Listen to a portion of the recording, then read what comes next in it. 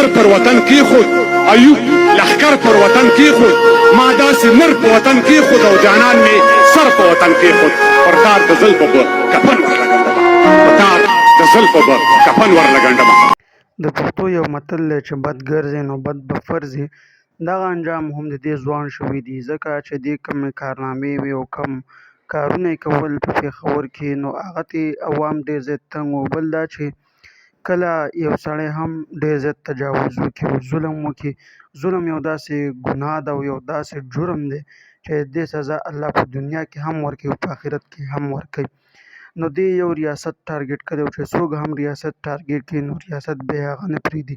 تاسو به وایئ چې ریاست یې څنګه ټارګټ کړی و، بعضې نیم ټیم کې به یې پولیسو ته هم دمکي ورکوله، ښه په کلاو باندې. دغه نه علاوه چې کومې کمپنیانې دي جي پي آیل وغیره، هغو نه یې هم دغه رنګې څه مالونه او څه د هغو ته له اور ورته کړي او دا هم د ملک په معیشت باندې یو ګزار دی، ځکه بیا به دلته هېڅکله هم کمپنیانې انویسټمنټ له نه راځي. نو دا یو ریاست چلن کول و. نو ریاست چې کوم دی دغه خپله ذمهواري سرته ورسوله، خو د چې کله سرته رسوله نو به د ورخه تېرې وې، د ډېر زیات کارونه کړي وو.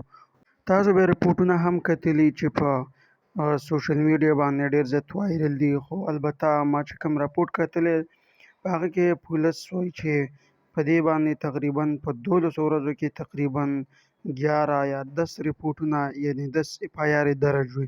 نو دا زموږ د پښتنو دپاره یو پیغام دی، د پښتنو د بچو دپاره هم یو پیغام دی، ځکه چې زموږ پښتانه بچي او پښتانه خلک همدغه ټوپک او زور او جنګ جګړې خوښوي.